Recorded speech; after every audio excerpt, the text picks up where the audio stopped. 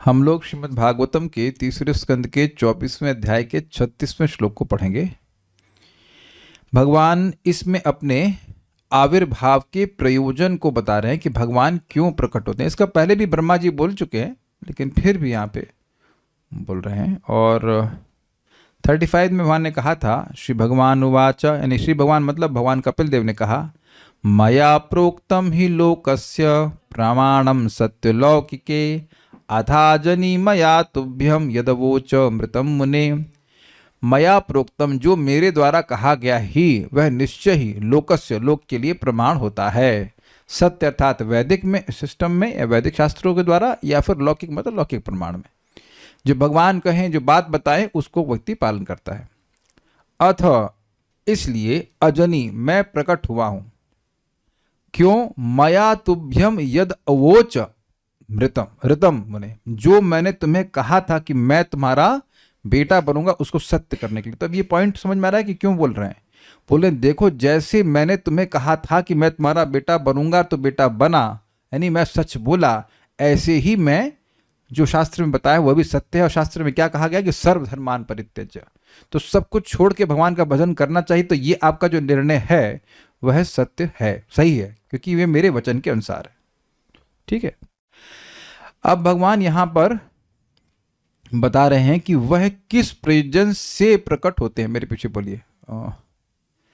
एतन्मे जन्म लोकेस्मिन् मुमुक्षुणां दुराशया, एतन्मे जन्म लोकेस्मिन् मुमुक्षुणां दुराशया, प्रसंख्यानाय तत्त्वानां सम्मतायात्मदर्शने, प्रसंख्यानाय तत्त्वानां सम्मतायात्मदर्शने। एतन्मे जन्म लोकेस्मिन् मुमुक्षुणां दुराशया, एतन्मे जन्म लोकेस्मिन् मुमुक्षुणां दुराशया, प्रसंख्यानाय तत्त्वानां सम्मतायात्मदर्शने, प्रसंख्यानाय तत्त्वानां सम्मतायात्मदर्शने। एतन्मे जन्म लोकेस्मिन् मुमुक्षुणां दुराशया, एतन्मे जन्म लोकेस्मिन् मुमुक्षुणां दुराशया, प्रसंख्यानाय तत्त्वानां सम्मतायात्मदर्शने, प्रसंख्यानाय तत्त्वानां सम्मतायात्मदर्शने। इस संसार में मेरा प्राकट्य विशेष रूप से सांख्य दर्शन का प्रतिपादन करने के लिए हुआ है। यह दर्शन उन व्यक्तियों के द्वारा आत्म साक्षात्कार हेतु परम समादृत है। समादृत मीन्स आदर, मतलब उसको बहुत आदर देते हैं। जैसे आप लोग आदर से भागवत सुन रहे हो, हर व्यक्ति आदर पूर्वक भागवत क्यों नहीं सुन रहा है? क्योंकि उसको आत्म साक्षात्कार में इंटरेस्ट नहीं है। जिस विषय में इंटरेस्ट होगा उस विषय की पढ़ाई के प्रति आदर होगा। तो कह रहे हैं जो आत्म साक्षात्कार के हेतु परम समादृत है, जो अनावश्यक भौतिक कामनाओं के बंधन से मुक्ति चाहते हैं। कौन सी भौतिक इच्छा आवश्यक होती है?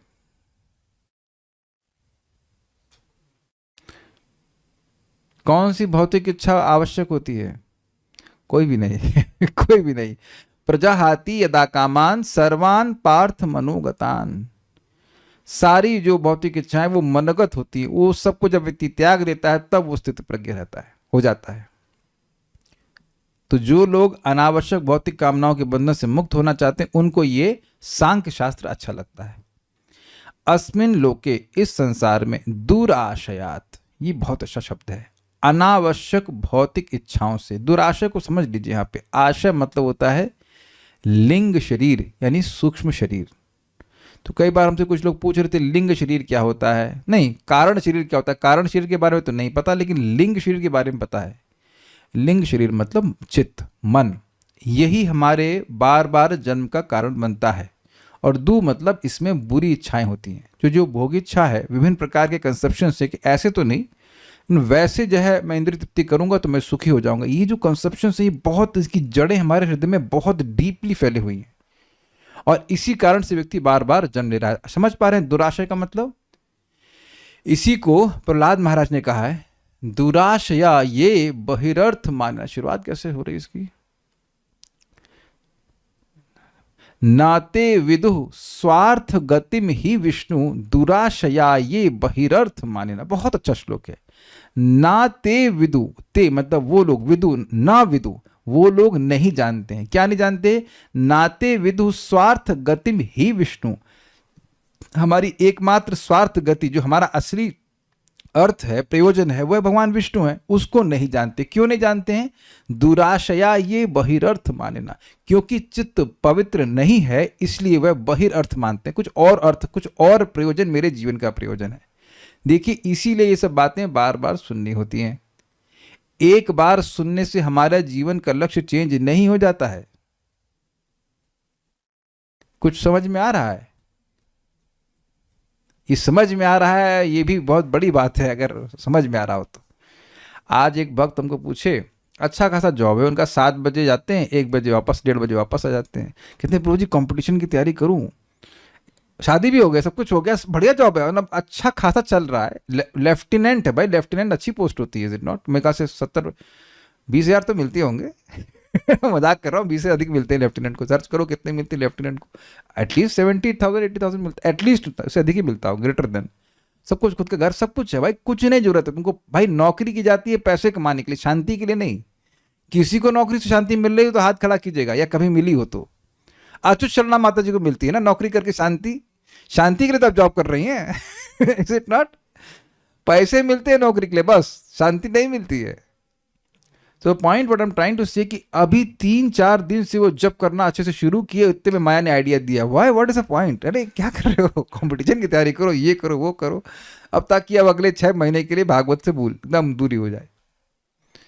This is so amazing how Maya work. वो जानती है कि अब अरे ये तो सीरियस हो गया जब करने में, अब तो ये पक्का निकल जाएगा यहाँ से, कुछ उसको नई आइडिया दिए। एनी आपने समझाने का प्रयास किया, शायद समझ में आ जाए। We cannot be happy by material acquisitions because nothing touches the soul. आत्मा को कोई भी भौतिक चीज टच ही नहीं कर सकती है। तो इसलिए, लेकिन ऐसा व्यक्ति मानता क्यों है? क्योंकि दुराशय, इसी को कहते हैं कुबुद्धि। जो हम हैं नहीं, उन सब पदार्थों को ग्रहण करके हम सुखी हो जाएंगे, यही तो दुराशय का बात है। जो लोग ये समझ गए अनावश्यक भौतिक इच्छाओं से मुक्त होना चाहते हैं, भाई खाने की इच्छा तो ठीक है, खा रहे हो, सो रहे हो, वो तो भौतिक इच्छाएं, नीड्स हैं, लेकिन जो इंद्रिय तृप्ति की इच्छाएं हैं, those are all unnecessary for the soul. तो इसी को कह रहे हैं दुराशयात, इससे दूर होने के लिए, ठीक है, अनावश्यक भौतिक इच्छाओं से मुमुक्षुणाम, मुक्त होने की इच्छा वाले पुरुषों के लिए। देखिए, होता है एक बुभुक्षु, मुमुक्षु, और एक और होता है, भूल रहा हूं।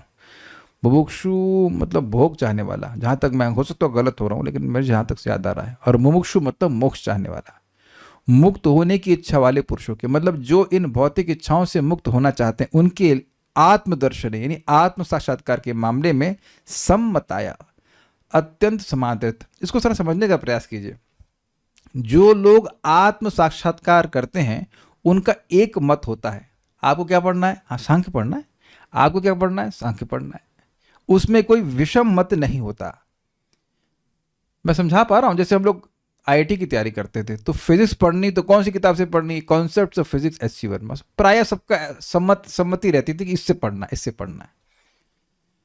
तो उसी तरह जो लोग आत्मदर्शन में, आत्म साक्षात्कार में प्रगति करना चाहते हैं, उनके लिए सम्मत क्या है? ये भगवान का सांख्य शास्त्र।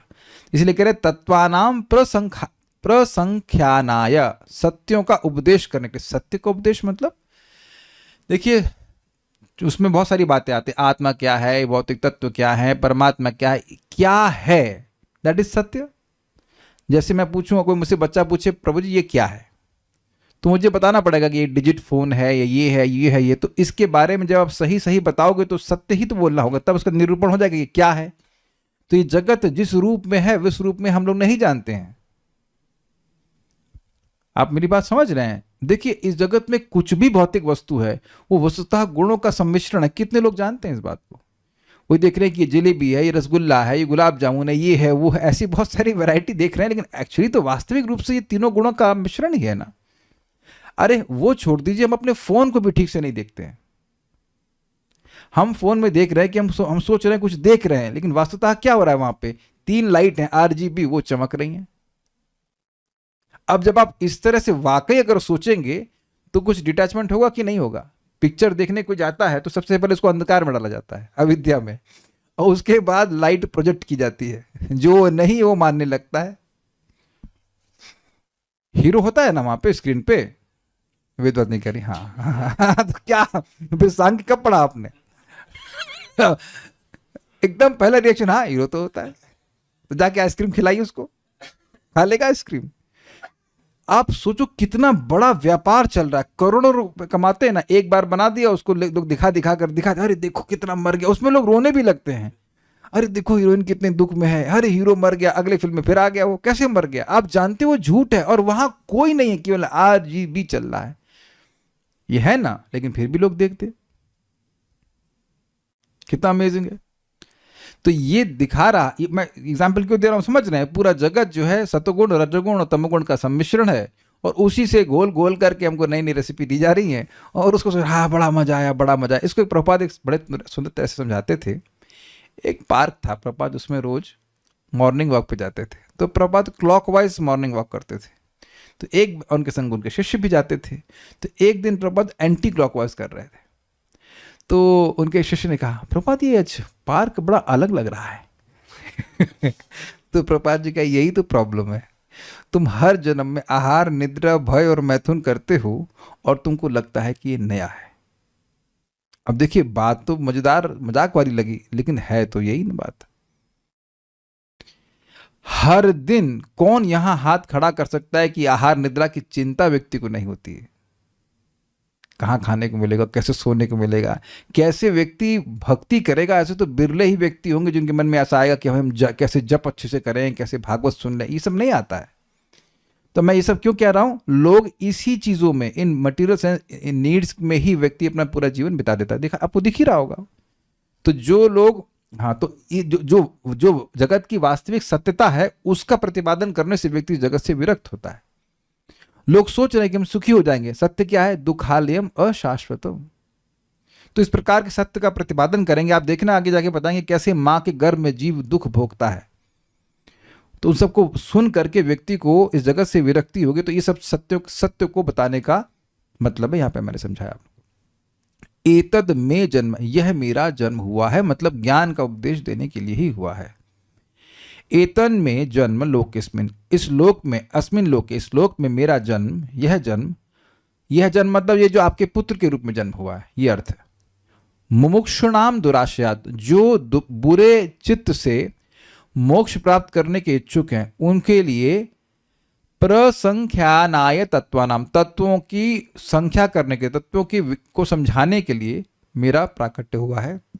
सम्मतायात्म दर्शने, जो कि आत्म साक्षात्कार के मामले में सभी के द्वारा सम्मत है, सभी उसको स्वीकार करते हैं। ये बात बोल रहा है श्रीधरी। संसार में मेरा यह जन्म दुराशयात अर्थात लिंग शरीर से, मुक्षुनाम अर्थात मुक्त होने की इच्छा वाले मुमुक्षु जीवों के आत्मदर्शन में उपयोगी होगा। ये लाइन समझ में आई? लिंग शरीर मतलब आपका और मेरा सूक्ष्म शरीर, और वो खराब क्यों है? क्योंकि इसमें ऐसी इच्छाएं हैं जो बार बार व्यक्ति को देह प्राप्ति कराती रहती हैं। लोग ये समझ नहीं पाते हैं, लेकिन हम सब लोग कुछ भी इंद्रिय तृप्ति करते हैं तो सोचते कुछ नहीं हुआ। क्या हुआ? संस्कार पड़ गया, और वो संस्कार व्यक्ति को फिर दोबारा एक जन्म लेने के लिए बाध्य कर देगा। It's very dangerous, actually very dangerous. लेकिन सोल्यूशन हम पहले भी सुन चुके हैं, और उसको पहली बार फिर से मैं बोल रहा हूँ। 5:1 भागवतम, जैसे ही व्यक्ति भगवान का नाम बोलता है उसका मन तुरंत चेंज होना शुरू हो जाता है। और क्योंकि मन दूसरे जन्म का कारण बनेगा, इसलिए क्योंकि उसका मन चेंज हो गया है, इसलिए उसका दोबारा जन्म नहीं होगा। अगर होगा तो केवल इसलिए ताकि वह भक्ति में आगे बढ़ सके, लेकिन इसलिए नहीं कि वह कर्म के बंधन में है। Very powerful. अब ये सुन करके भी आपको प्रेरणा मिलनी चाहिए नाम उच्चारण करने के लिए। एक्चुअली काफी हद तक मैं कालिया कृष्ण प्रभु से अग्री करता हूं। We must understand the dangers of this world. हम में से कोई व्यक्ति में कोई शक्ति नहीं है, हमारे संग क्या कल होने वाला है, कोई किसी को नहीं बचा सकता, किसी को नहीं। You should be able to see that with your, मतलब एटलीस्ट शास्त्र की दृष्टि सुन करके, कि हमारे पास, किसी के पास कोई शक्ति नहीं कि कल वो ये निर्णय कर दे कि अब हम इसके बेटे बनेंगे, वहां पैदा होंगे। We can not do, we have no control. We are absolute mercy on the laws of material nature which are cold. समझते हैं इसका मतलब? कोल्ड मटेरियल लॉज मतलब बच्चा अगर छत से गिर जाए तो अब प्रकृति के नियम ये नहीं कहेंगे अरे बच्चा है इसके लिए हम उसको माफी देंगे, उसको वो मर जाएगा, उसको दर्दनाक मौत तो वैसे ही प्राप्त होगी जो कि जान के कोई कूदे। Just like this. तो ये लिंग शरीर अच्छा बिल्कुल नहीं है, और इससे जो मोक्ष प्राप्त करना चाहता है उनके लिए, उनके जीवों, उन जीवों के आत्मदर्शन में कैसे वे अपने को अनुभव कर पाए उसके लिए उपयोगी ज्ञान मैं दूंगा। तत्वों का उपदेश करने के लिए ही मेरा यह अवतार है, यह जानो। इसी के लिए भगवान आए हैं। इसीलिए आप देखेंगे बहुत सारे चैप्टर्स इनके हैं जिसमें वो भगवान के बारे में बताएंगे। सारार्थ दर्शनी अपने अवतार का प्रयोजन बता रहे हैं एतत् में जन्म आदि श्लोक के द्वारा। यह जो मेरा जन्म ग्रहण है वह दुराशयात अर्थात दुष्ट जो आशय है, अर्थात जिस अंतःकरण में विकार है। अंतःकरण प्रॉब्लम नहीं है, जिस अंतःकरण में विकार है वो प्रॉब्लम है। मन पवित्र होता है तो उसमें भगवान की स्फूर्ति होती है, तो वो प्रॉब्लम नहीं है, मन की प्रॉब्लम नहीं है। मन में बुरी इच्छा है तो प्रॉब्लम है। आप लोग स्वयं ही देख रहे होंगे कि कुछ जो मन की बुरी इच्छाएं हैं वो समाप्त हो गई हैं, इज इट नॉट? तो मन से ही तो अपनी इंद्रियों को चालित कर रहे, तो मन प्रॉब्लम नहीं है। मन में जो बुरी इच्छाएं हैं इसको क्लियर कर रहे कि जो मन में बुरी इच्छाएं वो प्रॉब्लम है। मन अगर भगवान में लगा है तो भगवान की प्राप्ति हो जाएगी। भाई जब मन मना तभी करेंगे ना जब मन होगा। एक बार मैंने श्याम हरि प्रभु को शुरुआत में पूछा था, आई थिंक 2003 में, प्रभु जी मन ही नहीं होता तो कितना अच्छा होता। तो कहते तुम भी स्टोन नहीं हो जाते, तुम पत्थर हो जाते। भाई हम ये देख रहे हैं कि मन हमको देह की प्राप्ति कराएगा, वेरी गुड, लेकिन वही मन तो भगवान की प्राप्ति भी कराएगा ना, इज इट नॉट? आपने गीता में छठे अध्याय में सुना है कि मन ही सबसे बड़ा शत्रु है और मन ही सबसे बड़ा मित्र है। तो सबसे बड़ा शत्रु क्यों है? जो मन भोग वासना से वासित है वो शत्रु है, वो दोबारा अब हमको जन्म दिलवा देगा। और जो मन भगवान में लगा हुआ है वो भगवत प्राप्ति करा देगा। तो दुराशय का अर्थ स्पष्ट समझ में आ रहा है। It's not only subtle body, a subtle body which has material tinges. जिस सूक्ष्म शरीर में भौतिक वासना है वो उससे मुक्ति चाहते हैं। भाई एक हम श्लोक सुनते हैं, ध्यानावस्थ तद्गतेन मनसा पश्यन्ति यम योगिनः। ध्यान में अवस्थित होकर मन में ही भगवान को देखते हैं। तो मन तो प्रॉब्लम नहीं है, लेकिन मन जो भगवान में नहीं जा रहा है, विषयों में जा रहा है, वो प्रॉब्लम है। तो आई थिंक और भी क्लियर हो गया होगा। ऐसे आत्मत्व से युक्त, आत्मा मतलब होता है मन, मतलब ऐसे मन से युक्त जो कि भोगों में संस्कार से युक्त है और संसार बंधन के कारण रूप सूक्ष्म देह से मुक्ति चाहने वाले मुनियों के लिए आत्मदर्शन के योग्य प्रकृति, पुरुष और ईश्वर के तत्वों का विभक्त रूप में विवेचन करने के लिए ये व्याख्या हो रही है तत्वानाम संख्यायना प्लस संख्यानाम। देखिए इससे मतलब क्या हुआ? तत्व क्या है? बेसिकली तत्व तीन ही हैं, प्रकृति, पुरुष यानी जीव और भगवान। भगवान ने भगवद गीता में इसका वर्णन किया है कि नहीं? काल भी है, कर्म भी है, लेकिन जो मुख्य प्लेयर है वो तो तीन ही है ना। और वहां बड़ा सुंदर बात बताई गई थी कि भगवान कभी जीव नहीं बन सकते, जीव कभी भगवान नहीं बन सकता, माया कभी जीव नहीं बन सकती, जीव कभी माया नहीं बन सकता। They are all eternally separate entities कह लीजिए। बड़ी इंटरेस्टिंग है। आप कहेंगे इसमें क्या इंटरेस्टिंग है? देखिए हम लोग का प्रॉब्लम क्या है? हम लोग अपने आप को देह मान रहे हैं। देह क्या है? देह माया का उत्पाद है।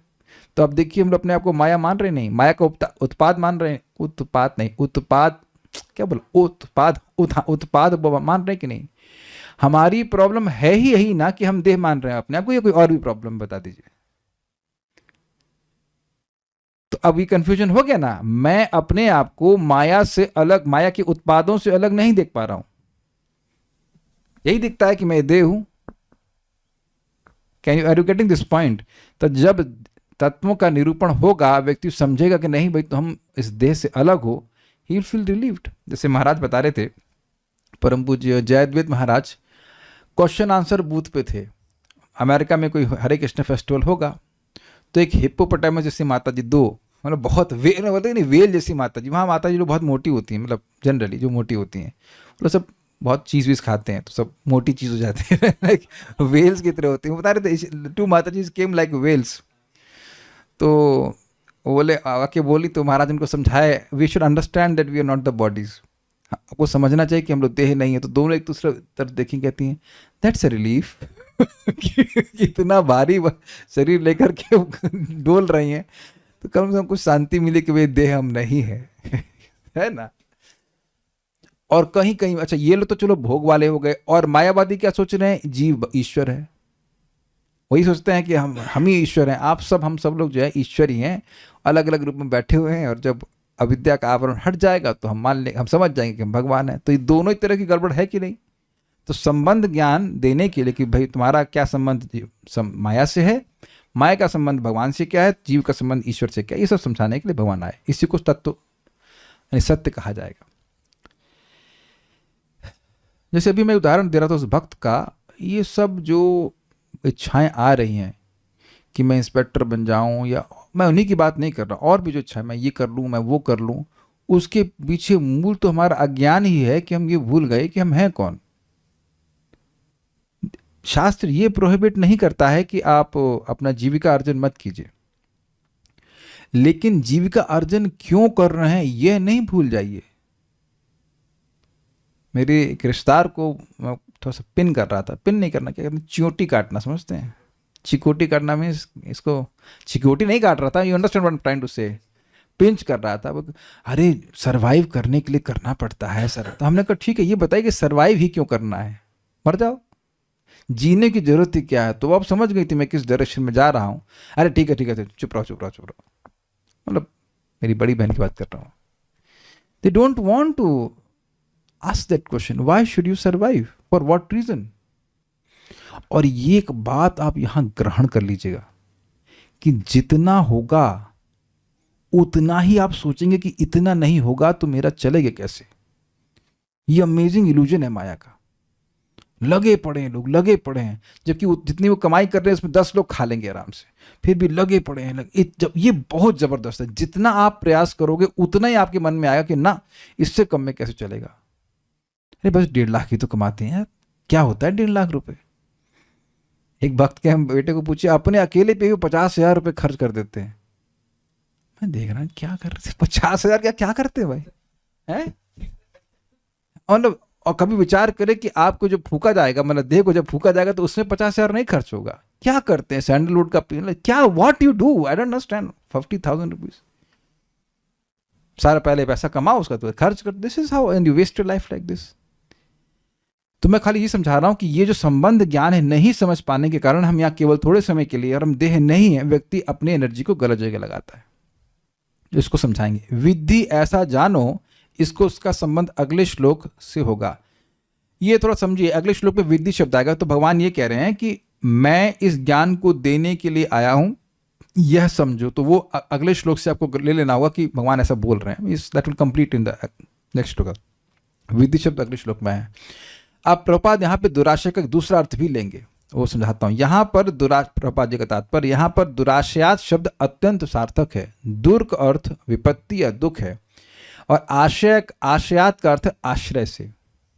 अब ये इंटरेस्टिंग है, जो आशय शब्द है उसके 2 अर्थ हैं, एक है स्थान और दूसरा है जो अपने सूक्ष्म शरीर के बारे में बात किया।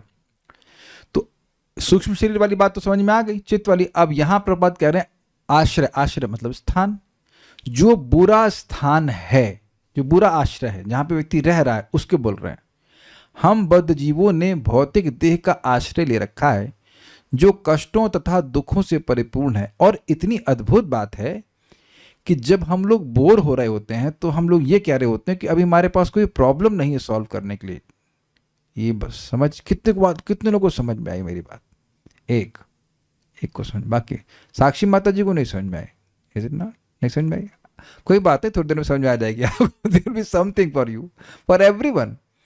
अगर आप नोट करें, एवरीवन हैज सम प्रॉब्लम, और हमारा माइंड ट्रेंड हो गया है प्रॉब्लम ढूंढने में। हाँ, नहीं होता तो यार आज बड़ा बोर लग रहा है कुछ, यू फील वेरी अनकंफर्टेबल। आप विचार कीजिएगा उसके ऊपर। आज हम सुबह उठे तो माता जी को प्रॉब्लम होगी, क्या प्रभु जी, क्या चूहा घुस गया यार। ये दरवाजा बंद कर देना, चुप एकदम सुन रहा। Is just everyone is programmed, सबके लिए कुछ ना कुछ है प्रॉब्लम। आप सही कह रहे थे, मुझे दिखा अभी वो चूहा। हाँ सही में, आपको सही में। Everyone is like this. ये डिजाइन ही किया गया है कि आप अब मैं बोल रहा हूं ना, तब आप कॉन्शियस होंगे कि हम लोग सुबह से शाम तक सो रहे हो, एटलीस्ट जब हम सपना मतलब गहरी नींद है उसको छोड़ दीजिए, मैं तो कॉन्स्टेंटली हम लोग प्रॉब्लम सॉल्व करते रहते हैं, यार पानी लाओ, खाने दो, ये इस और इतने अभ्यस्त हो गए हैं कि ये बिल्कुल नॉर्मल लगता है। बल्कि प्रॉब्लम ना हो तो एक प्रॉब्लम है, जैसे भूख लगे तो प्रॉब्लम है, जब भूख नहीं लग रही तो दवा खाते हैं, भूख क्यों नहीं लग रही, नहीं लग रही तो अच्छा है ना, नहीं खाना पड़ेगा, लेकिन नहीं भूख क्यों नहीं लग रही। ये विचार कीजिएगा, we have become so custom to this sufferings. आप लोग कभी देखते नहीं है जो लोग रास्ते पे से पड़े रहते हैं बेचारे, इवन दे आर लाफिंग। और प्रपात परम पूज्य राधा गोविंद महाराज बात को समझाते हैं, कोई व्यक्ति पागल है, वो हंस रहा है या वो रो रहा है, उसमें से कौन सी चीज अच्छी है, जरा बता दीजिए। आपने देखा कभी पागल ऐसे पड़े चिथड़े पढ़े रहता है करके हंसने लगता है, कभी रोने लगता है, वो दोनों ही चीजें तो क्या कहें, शोचनीय है ना।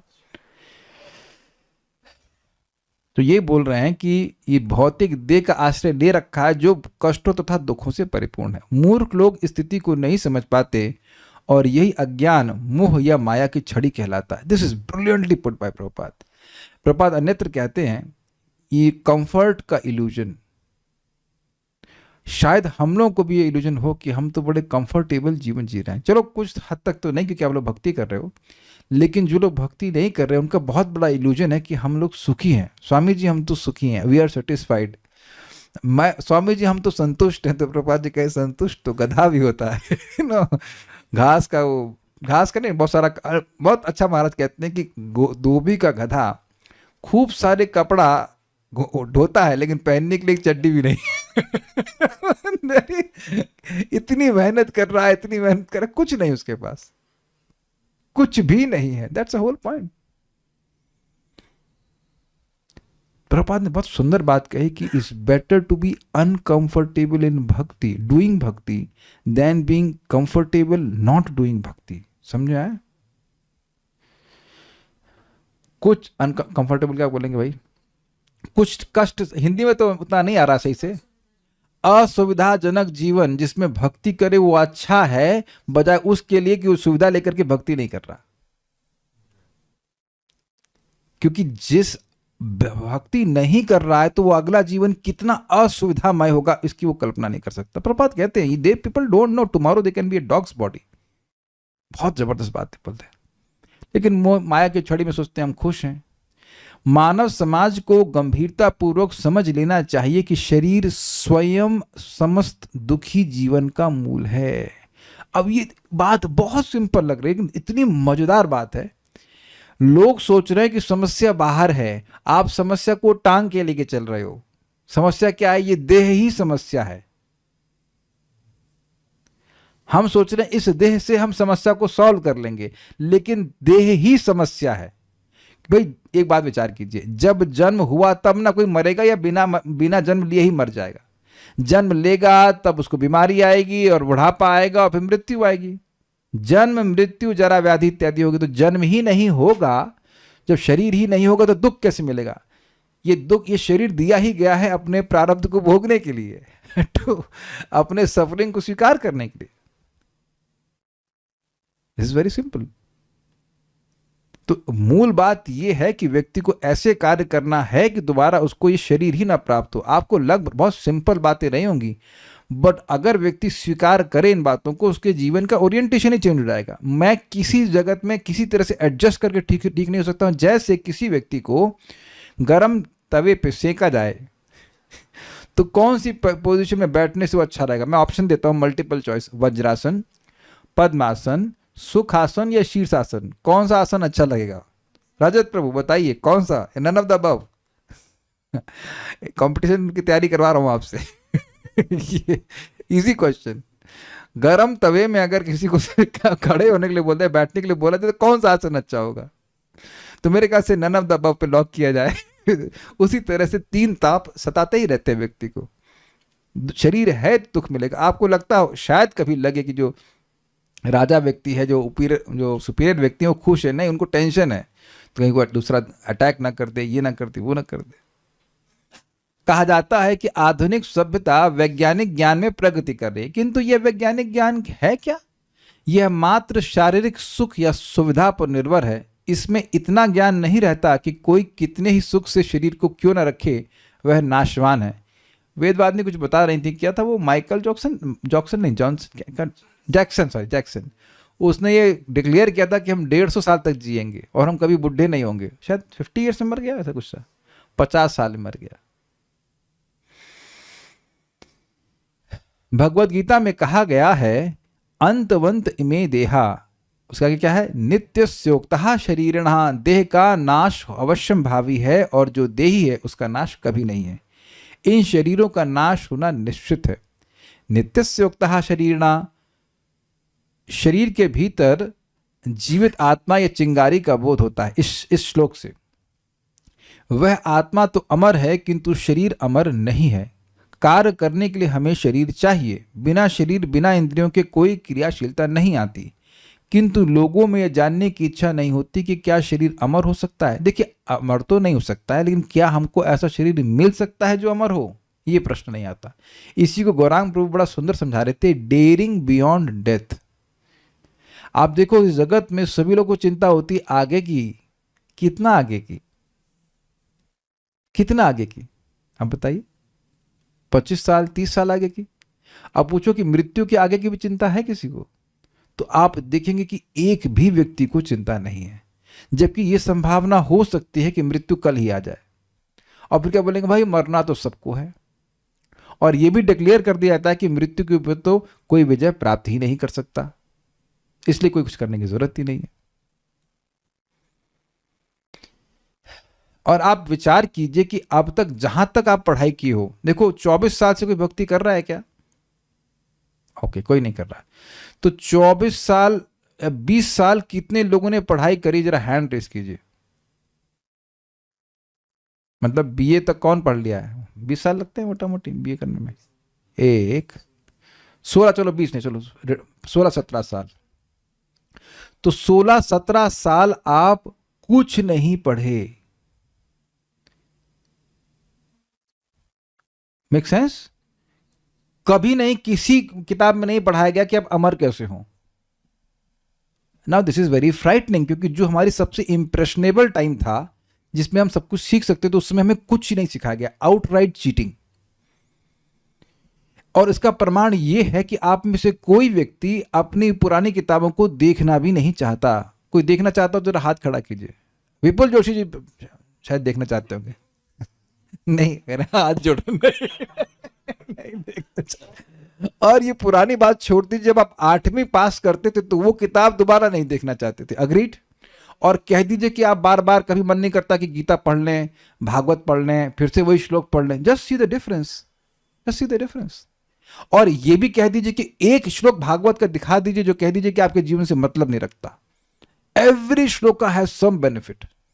तो मैं खाली समझा रहा हूं इस बात को कि ये लोग सोच भी नहीं सकते कि हम मृत्यु को लांघ सकते हैं। विच इज डैम इजी, जन्म कर्म च मे दिव्यम एवं यो वेति तत्वतः त्यक्त्वा देहम पुनर्जन्म नैति मामिति अर्जुन। जब भी मुझसे कोई कहता है ना कि सुबह चैंटिंग, सुबह उठना मुश्किल है, ये वो, कुछ भी मुश्किल नहीं है। मुश्किल केवल ये है असर्टेन करना कि इससे तो यार मैं अमर हो जाऊंगा, इससे तो मैं अमर हो जाऊंगा। ये बात भागवत समझा देती है, बाकी सब कुछ आसान है, नथिंग इज डिफिकल्ट। वास्तव में वे अमर शरीर इसलिए चाहते हैं जिससे इंद्रिय सुख भोग सकें, किंतु ये भोग अमर नहीं है। मतलब ये जो सेंस ग्रेटिफिकेशन है, अतः ऐसी वस्तु का भाव उन्हें खलता है जिसको वे निरंतर भोग सकें, किंतु वे नहीं जानते कि इसे किस प्रकार प्राप्त किया जाए। समझे बात? मान लो नहीं भी मरे तो जो भोग हैं वह भी गायब हो जाते हैं। धन होता है तो वह छूट जाता है, या तो धन हमको छोड़ देता है या धन हम धन को छोड़ देते हैं। Is it not? अतः यहां पर कपिल देव द्वारा वर्णित सांख्य दर्शन तत्वा नाम है। सांख्य दर्शन वास्तविक सत्य का ज्ञान प्रदान करने के लिए तैयार किया गया है। तो वह वास्तविक सत्य क्या है? वास्तविक सत्य यह वह ज्ञान है जिससे समस्त दुखों के मूल इस भौतिक शरीर से छुटकारा पाया जा सके। यानी कि शिक्षा वही शिक्षा है जिसके द्वारा व्यक्ति सीखे कि वह जन्म मृत्यु के चक्र से बाहर कैसे निकल सकता है। और देखिए, जैसे आप लोग मैथ्स, फिजिक्स, केमिस्ट्री, पता नहीं कितने कितने उसके पीरियड लगाते थे, एटलीस्ट मैं सकता हूँ 6 आवर्स, 6 पीरियड लगते थे ना, हम तो भूल भी गए कितने लगे, 8 लगते थे आपके में, तेरी। जहाँ मुझे आता था 4 और 4 है ना, बीच में लंच का ब्रेक, कभी कभी 2 हट जाते तो बड़े खुश, आज 6 लगेंगे को। तो सोचिए, अज्ञान के 6 पीरियड और यहाँ केवल 1 घंटे का पीरियड है। कम से कम ईमानदारी से 1 घंटे तो सुनना चाहिए, है कि नहीं?